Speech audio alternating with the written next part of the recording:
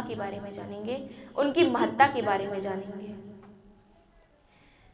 वैसे तो भागवत जी की कथा का श्रवण यदि कोई साधारण मनुष्य करता है तो उस पर भागवत जी अपनी कृपा करती हैं, भागवत जी उसे अपने शरण में लेती हैं। परंतु देखिए, जिस प्रकार सूर्य नारायण होते हैं तो उनकी जो किरणें होती हैं वह सभी पर एक बराबर पड़ती है।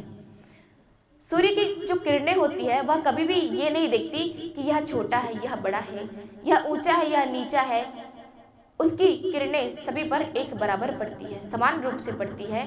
ठीक उसी प्रकार ये जो भागवत जी हैं, जो माता भगवती हैं, इनकी कृपा सभी पर एक समान पड़ती है।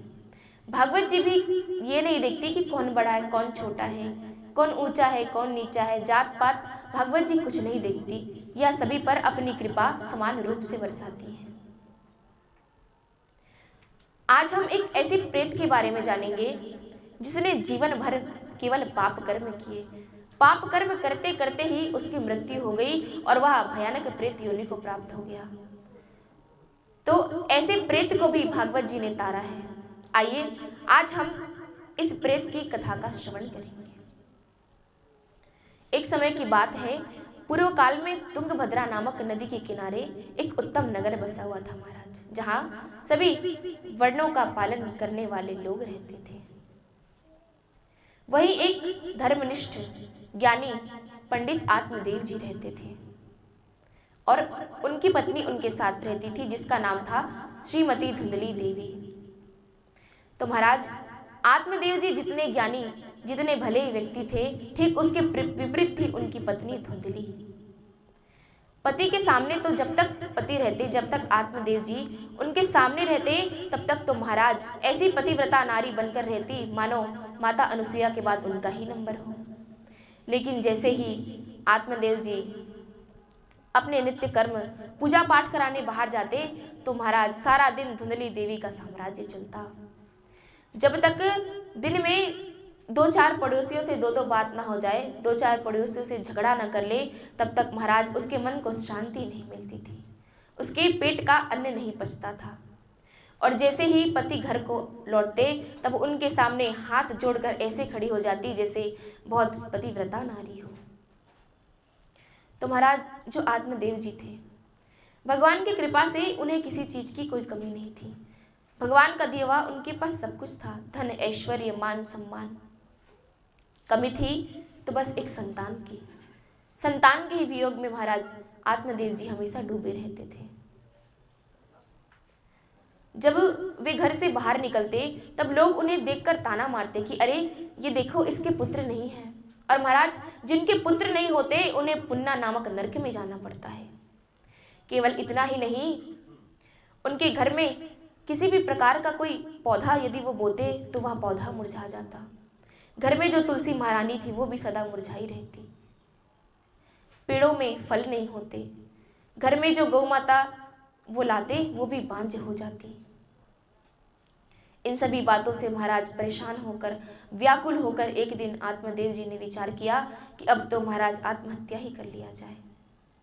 ऐसा सोचकर आत्मदेव जी वन की ओर निकल पड़े। वन में पहुंचकर एक वृक्ष के नीचे बैठकर महाराज आत्मदेव जी रुदन करने लगे। उसी समय कंदराओं से एक संत महात्मा निकल कर जा रहे थे।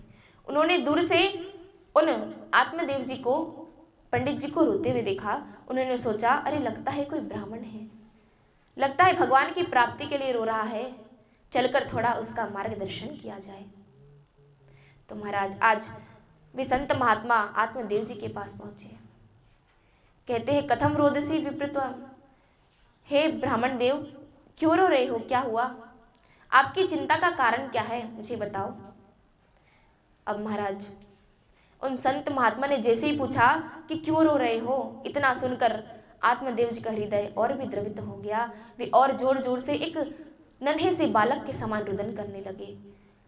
महात्मा जी के चरणों से लिपट गए और जोर जोर से रोने लगे और उनको सब कुछ कह सुनाया कि महाराज मेरे कोई संतान नहीं है।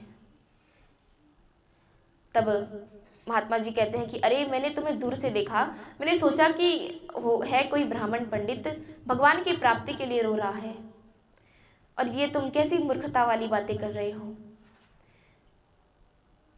महाराज, आजकल के जो मनुष्य हैं वे यही नहीं समझ पाते कि हमें ये जो मनुष्य शरीर है ये क्यों मिला है।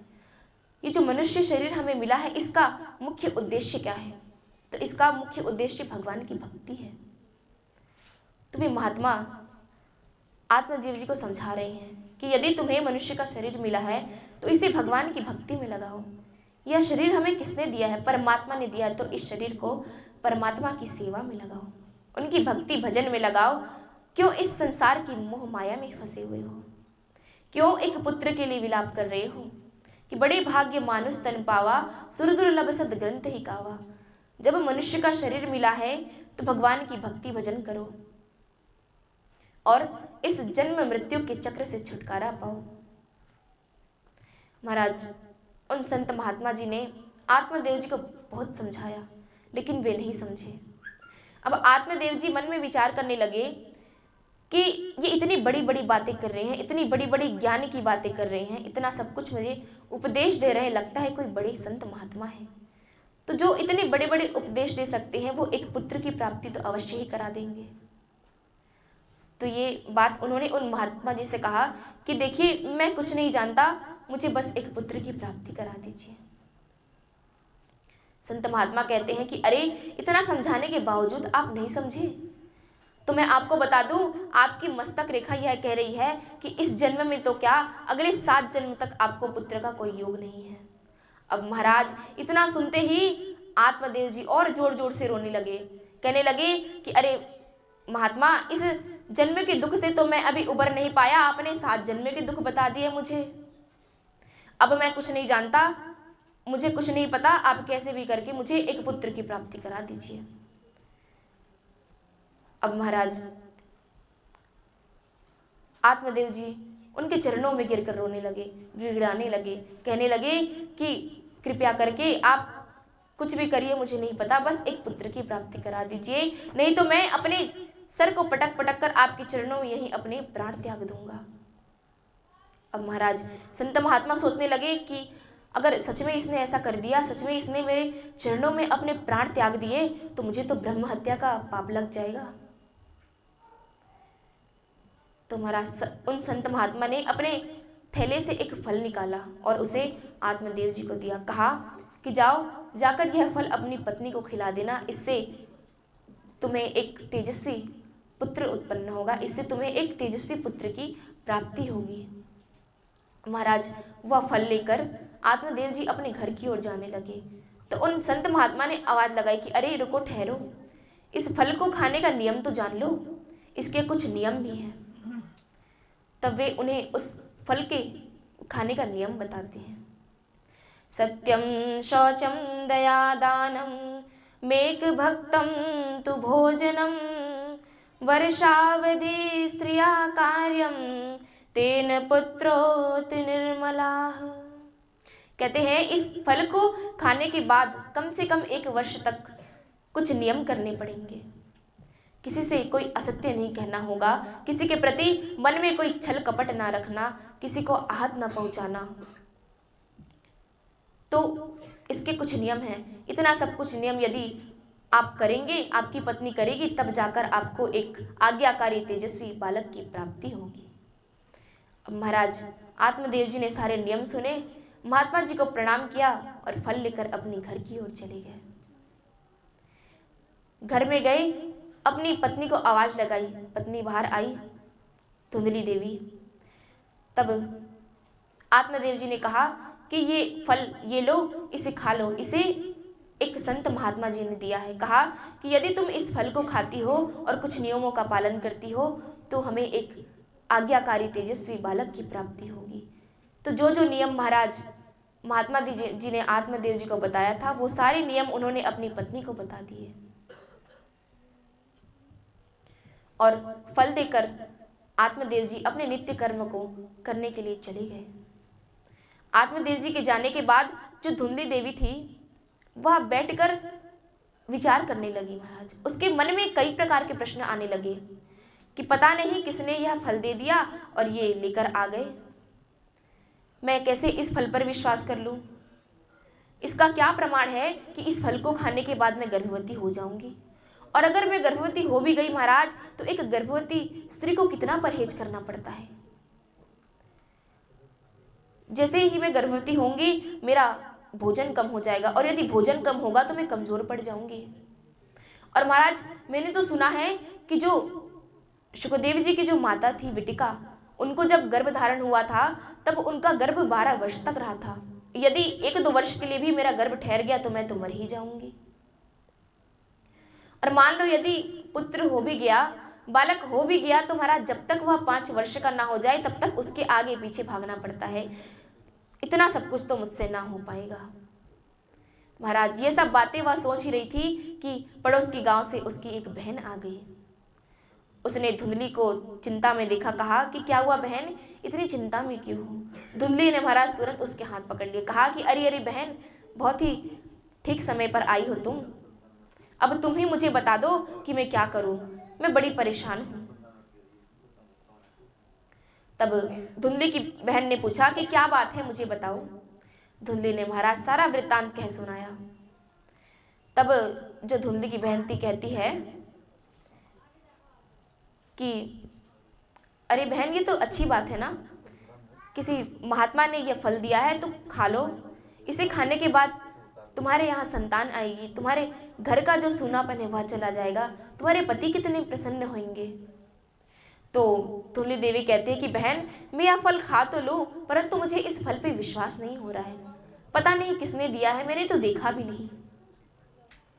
तो उसकी बहन कहती है कि यदि यही बात है तो एक काम करते हैं, देखो मेरे घर में जन बहुत है परंतु धन नहीं, तुम्हारे घर में धन बहुत है पर उस धन को भोगने वाला कोई जन नहीं है।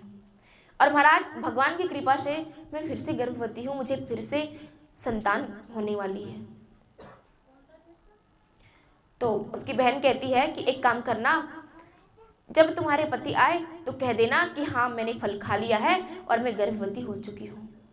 और जब मेरे पुत्र उत्पन्न होगा, जब मेरे पुत्र होगा तब तुम उसे ले लेना और बदले में मुझे बहुत सा धन दे देना। अब तो महाराज धुंधली अपनी बहन की बातें सुनकर बड़ी प्रसन्न हो गई। तुरंत हाँ हाँ ठीक है कह दिया कि मैं ऐसा ही करूंगी। तो धुंधली की बहन ने कहा कि एक और बात सुनो, जब तुम्हारे पति आए तो उनसे कहना कि हाँ मैंने फल खा लिया और मैं गर्भवती हो चुकी हूँ, और अपने पेट में कुछ कपड़े बांध लेना और अभिनय करती रहना, नाटक करती रहना, जिससे तुम्हारे पति को शक ना हो। इतना सब कुछ कहकर धुंधली की बहन वहां से चली गई। धुंधली ने महाराज ठीक वैसा ही किया। जब आत्मदेव जी घर पर आए और पूछा कि क्या तुमने फल खा लिया, धुंधली ने कहा कि हाँ स्वामी मैंने फल खा लिया। और कुछ समय बाद अपने पति को धुंधली ने यह बता दिया कि स्वामी मैं गर्भवती हो चुकी हूँ। महाराज समय ऐसे ही व्यतीत होता गया और वह समय आ गया जब धुंधली की बहन को पुत्र पैदा हुआ और उस पुत्र को उसने धुंधली को दे दिया। एक दिन आत्मदेव जी अपने नित्य कर्म को कर कर घर को लौट रहे थे। तब उन्होंने देखा कि उनके घर के बाहर चौखट पर ढोल नगाड़े दुंदुबियां बज रही है, खूब बधाई बट रही है। तब वे पास गए, सबसे पूछा कि अरे भाई ये क्या हो रहा है, क्यों इतने ढोल बज रहे हैं, किस बात की बधाई बट रही है, जरा मुझे भी तो बताओ। तब सभी कहते हैं कि अरे महाराज आपको नहीं पता कि आपके यहाँ पुत्र उत्पन्न हुआ है, आपकी संतान हुई है। अब तो महाराज इतना सुनकर आत्मदेव जी की खुशी का ठिकाना ना रहा, बड़े ही प्रसन्न हुए महाराज। खूब धन लुटाया, खूब बधाई लुटाई, खूब दान किए और विचार करने लगे कि जिस बालक को पाने के लिए मैंने इतने जतन किए, इतने मेहनत की, इतने पापड़ बेले, आज जाकर मुझे उस पुत्र की प्राप्ति हो ही गई। महाराज अब धीरे धीरे समय व्यतीत हुआ। कुछ समय पश्चात एक दिन जब आत्मदेव जी अपने गौशाला में गौ माता को चारा डालने गए, तब अच्छा जो फल था उस फल का क्या किया था महाराज, उस फल का धुंधली की जो बहन थी उसने कहा था कि यदि तुम्हें इस फल का परीक्षण करना है तो इसे गौ माता को खिला दो। तो धुंधली ने उस फल को गौ माता को खिला दिया था। तो फलस्वरूप कुछ समय पश्चात जब आत्मदेव जी गौशाला में गए गौ माता को चारा डालने, तब उन्होंने वहां देखा कि गौ माता के नीचे एक सुंदर नन्हा सा बालक खेल रहा था। और उसकी खासियत क्या थी? उसका जो पूरा शरीर था वह तो मनुष्य का था, लेकिन महाराज उसके जो दोनों कान थे वह गाय की तरह थे। तो जिसकी गाय की तरह कान, उनका नाम क्या पड़ा महाराज? गौकर्ण। गौ अर्थात कान, कर्ण, गौ अर्थात गाय और कान, कर्ण अर्थात कान, तो महाराज उनका नाम पड़ा गोकर्ण। गोकर्ण का एक और अर्थ होता है, गो अर्थात इंद्रियां, तो जिसने अपनी इंद्रियों को जीत लिया हो वही गोकर्ण। अब महाराज उस बालक को लेकर वे घर पर आए और उसे पुकारने लगे बड़े प्रेम से, गोकर्ण गोकर्ण कहकर। धुंधली ने जैसे ही सुना कि अरे स्वामी, ये क्या, मेरे पुत्र को हुए 6 महीने हो गए और अभी तक इसका नामकरण नहीं हुआ, और ये अभी अभी आया हुआ तुरंत इसका नामकरण कर दिया। महाराज धुंधली देवी बड़ी क्रोधित हो गई।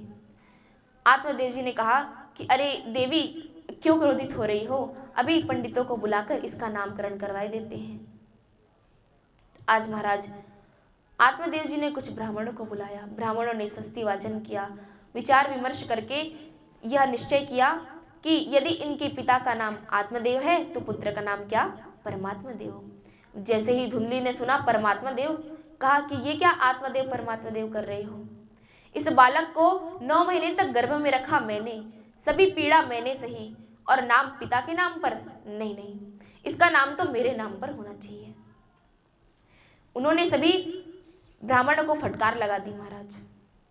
ब्राह्मणों ने कहा कि ठीक है देवी, आप देख लीजिए क्या नाम रखना है आपको, जैसा आप ठीक समझे। धुंधली ने कहा कि यदि मेरा नाम धुंधली तो मेरे पुत्र का नाम धुंधकारी। ब्राह्मणों ने कहा ठीक है, जैसा आप कहें। आत्मदेव जी ने भी कहा कि ठीक है देवी, जो नाम आप रखें मैं भी उसी में संतुष्ट हूं। अब महाराज जो आत्मदेव, एक समय था जब वो एक पुत्र के लिए रुदन करते थे, विलाप करते थे। आज उनके यहाँ 2 पुत्र हैं महाराज। अब जैसे जैसे समय व्यतीत होता गया, दोनों बड़े होते गए। अब महाराज जो हमारा नाम होता है, जिस प्रकार से हमारा नाम रखा जाता है, हमारे नाम का भी बड़ा प्रभाव पड़ता है कि जैसा हमारा नाम होता है ठीक उसी प्रकार हमें गुण और अवगुण आते जाते हैं। अब वे दोनों धीरे धीरे बड़े होते गए, तो जैसे दोनों के नाम थे ठीक उसी प्रकार दोनों में गुण और अवगुण आते गए। जो गोकर्ण जी थे वे बड़े ही ज्ञानी, महान विद्वान पंडित बने, और जो धुंधकारी था वो बड़ा ही दुष्कर्मी, दुराचारी हुआ। एक विख्यात हुआ और एक कुख्यात हुआ। महाराज समय थोड़ा व्यतीत होता गया। अब गोकर्ण जी तीर्थ यात्रा में चले गए, लेकिन जो धुंधकारी था वह घर पर ही रहा। अब महाराज कोई भी ऐसा पाप कर्म नहीं था जो धुंधकारी ने किया ना हो। तरह तरह के नाना प्रकार के नशा करने लगा, जुआ खेलने लगा, अपने माता पिता को परेशान करने लगा। बाहर जब बच्चों के साथ खेलने जाता तब बच्चों को कुएं में फेंक देता। अब महाराज एक दिन घर पर आया मदिरा पान करके, अपने पिता को धन के लिए परेशान करने लगा। जब पिता ने फटकार लगा दी, मना कर दिया, तब पिता पर हाथ उठाने लगा, उनको मारने पीटने लगा। महाराज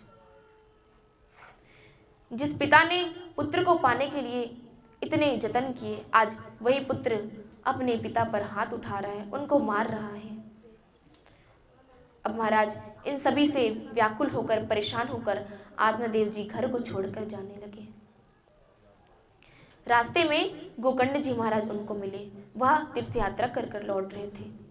उन्होंने अपने पिता को देखा रोते हुए, तब उनको पूछा कि हे पिताजी, क्या हुआ, इतनी चिंता में क्यों है आप रो क्यों रहे हैं?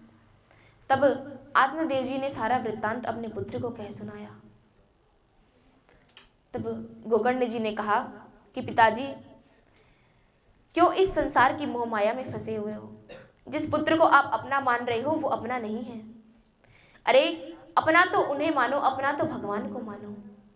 आज महाराज एक पुत्र अपने पिता को उपदेश दे रहे हैं, देहेस्तिमांसरुधिरेऽभिमतिं त्यजत्वं जायासुतादिशो सदा ममतां विमुञ्च पश्यानिशं जगदीदं षड्भङ्गनिष्ठं वैराग्यरागरसिको भवभक्तिनिष्ठः। कहते हैं पिताजी, आप इस हाड़ मांस से बने शरीर से मोह कर रहे हैं। जिस शरीर को आप अपना मान रहे हैं वो तो अपना है ही नहीं। जिस पुत्र से आप आस लगाए बैठे हैं वो तो अपना है ही नहीं। अरे अपना मानना है तो उस बाकी बिहारी को अपना मानो। पिताजी, सब कुछ छोड़कर आप वृंदावन को जाओ, वहां जाकर भगवान की भक्ति करो, उनका भजन करो, भगवान को प्राप्त करो, इस जन्म मृत्यु के चक्र से छुटकारा पाओ। आज महाराज आत्मदेव जी ने अपने पुत्र की बात मानी, अपने पुत्र के उपदेश पे अमल किया और सब कुछ छोड़कर वृंदावन की ओर चले गए और भगवान का भक्ति भजन करना प्रारंभ कर दिया। अब महाराज पिता के जाने के बाद जो धुंधकारी था उसने अपनी माता को परेशान करना प्रारंभ किया। मदिरा पान कर कर घर पे आता, घर पे जितनी भी कीमती वस्तुएं थी सभी को बेच दिया महाराज, और बेचकर जो धन प्राप्त हुआ उससे गलत कर्म करना चालू किया। इन सभी से परेशान होकर एक दिन धुंधली ने कुएं में कूदकर आत्महत्या कर लिया। अब तो महाराज जो धुंधकारी था वह और भी प्रसन्न हो गया। अब तो वह सोचने लगा कि अब तो मैं घर पर बिल्कुल अकेला हूं, अब तो उसे और भी आजादी मिल गई, अब तो उसे और भी स्वतंत्रता मिल गई। अब उसने क्या किया, 5 वेश्याओं को घर पर ले आया महाराज, उनका गमन करने लगा। और ये 5 वेश्याएं और कोई नहीं, ये हमारी इंद्रियां हैं। अब जब घर में लोग बढ़ेंगे तो उनके खर्च भी बढ़ेंगे। तो अब धुंधकारी ने क्या किया, अब उसने राजा के खजाने में हाथ डाला। अब तो महाराज वह महाचोर डाकू बन गया, राजा के खजाने में हाथ डालने लगा, वहां से चोरी करके लाता और चोरी करके जो भी धन आभूषण लेके आता सब वेश्याओं को दे देता। अब वेश्याओं ने सोचा कि ये राजा के खजाने में हाथ डालता है, राजा के खजाने से चोरी करके लाता है, कभी ना कभी तो पकड़ा जाएगा ही महाराज, इसके साथ साथ हम भी फंस जाएंगे, तो क्यों ना इसे मार दिया जाए। एक दिन धुंधकारी मदिरा पान करके घर पे आया, नशे में धुत महाराज, और बिस्तर पर गिर गया। जो 5 वेश्याएं थी उन्होंने धुंधकारी के हाथ पैर रस्सी से बांध दिए और उसे मारने का प्रयास प्रारंभ किया। कई प्रकार से उसे मारने का प्रयास किया महाराज, लेकिन उसे मृत्यु आ ही नहीं रही थी, क्योंकि जो इतने पाप कर्म करता है उसे आसानी से मृत्यु नहीं आती महाराज, वो तड़प तड़प कर मरता है। अब कई प्रयास किए, अब क्या किया, जो धधकता हुआ कोयला, जो गर्म कोयला है, उसे वेश्याओं ने लेकर आया और उसके मुख में डाल दिया महाराज, और धुंधकारी की मृत्यु हो गई। मृत्यु के बाद क्या हुआ, धुंधकारी एक प्रेत बन गया, प्रेत योनि को प्राप्त हुआ।